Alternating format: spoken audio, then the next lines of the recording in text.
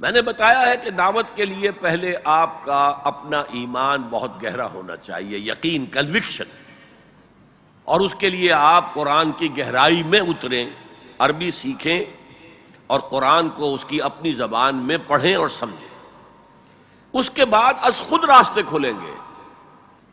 میں نے خود کہا تھا کہ مجھے قرآن نے پوزیس کر لیا تھا۔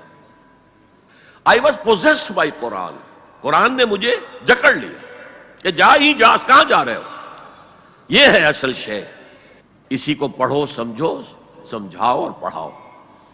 خیرکم من تعلم القرآن وعلمہ۔ ڈاکٹر مجھ سے ایک زیادہ جو ہے سمجھدار اور ہائیلی کوالیفائڈ موجود ہے۔ اب تو گلی گلی ڈاکٹر ہے، کئی ڈاکٹر ہر گلی کے اندر ہے اور اسپیشلسٹ موجود ہیں، لیکن یہ کہ ایک خاص اللہ نے مجھے ایک صلاحیت عطا کی ہے کہ میں جدید تعلیم یافتہ لوگوں تک قرآن کا پیغام پہنچا سکتا ہوں کہ وہ دلچسپی سے میری بات سنیں۔ ایک کمیونیکیشن ہے جو گیپ نہیں ہے میرے اور ان کے درمیان۔ عام علماء علم کے پہاڑ ہیں، یا میں کہا کرتا ہوں کہ علم کے وہ ڈیم ہیں، جیسے کہ ہمارے ہاں منگلا ڈیم ہے اور دوسرا تربیلا ڈیم ہے، اور ڈیم میں پانی کھڑا ہے لیکن یہ بیکار ہے جب تک کہ یہ دریا میں نہ چھوڑا جائے، دریا سے نہروں میں نہ جائے بیراجز کے ذریعے سے، پھر وہ جو چھوٹے کھالوں میں سے ہو کر زمین پر نہیں پہنچتا تو بیکار ہے۔ زمین پر پہنچے گا تو پھر وہاں سے رویدگی ہوگی، فصل پکے گی، فصل بڑھے گی۔ اسی طرح وہ علم کے تو ہیں ڈیم، لیکن ان کی کمیونیکیشن نہیں رہی۔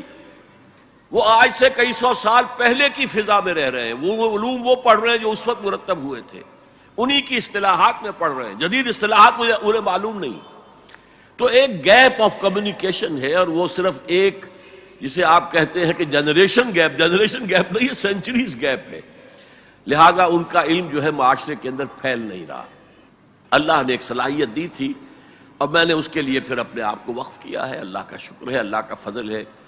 اب میں کہہ سکتا ہوں کہ نصف صدی سے زیادہ مجھے ہو گیا ہے۔ میں نے اپنے زمانہ طالب علمی میں شروع کر دیا تھا 19-20 سال کی عمر سے، اور وہ میں نے مسلسل مطالعہ جاری رکھا ہے، مسلسل جو ہے اس کام کو کر رہا ہوں۔ تو وہ جو حفیظ نے کہا ہے کہ تدوین و تکمیل فن میں جو بھی حفیظ کا حصہ ہے، حفیظ جالندری، نصف صدی کا قصہ ہے، 2-4 برس کی بات نہیں۔ تو میرا معاملہ بھی یہ کہ میں کہہ سکتا ہوں کہ نصف صدی سے میں یہ کام کر رہا ہوں۔ اللہ کا شکر ہے کہ اس نے مجھے اس کی توفیق عطا فرمائی۔ اللہ سے دعا کریں اور خود جتنا بھی کام کر سکتے ہوں اس سے اپنے آپ کو بری نہ سمجھے کہ کوئی بڑا لیڈر آئے گا تو میں کام کروں گا۔ کیا پتا آپ میں سے ہی اللہ کسی کو اٹھا دے۔ تو اس سٹرگل کو پوسٹ پون نہیں کرنا ہے، start it, begin it in the right earnest. پھر کیا پتا اللہ تعالیٰ کہاں سے ہمیں قیادت عطا کر دے، ہمارے اندر ہی سے ابھر کر آ جائے۔ اللہ تعالیٰ جو ہے مردوں کو زندہ کرتا ہے تو مردہ قوم کو اثر نو زندگی دے دے۔ بنی اسرائیل مر چکے تھے، ختم ہو چکے تھے، ان کا کعبہ گر چکا تھا، ان کی 2 اینٹیں سلامت نہیں رہی تھیں، ایک متنفس نہیں رہا تھا یروشلم کے اندر، ایک متنفس۔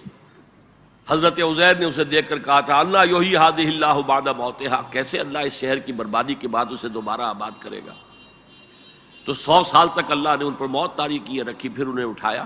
اس عرصے میں وہ انقلاب آ چکا تھا، بیبیلونیا پر حملہ کیا ایران کے بادشاہ سائرس نے کہ خورس نے، اور اجازت دے دی جاؤ اور جا کر اپنا شہر دوبارہ آباد کر لو، اپنا ٹیمپل دوبارہ بنا لو۔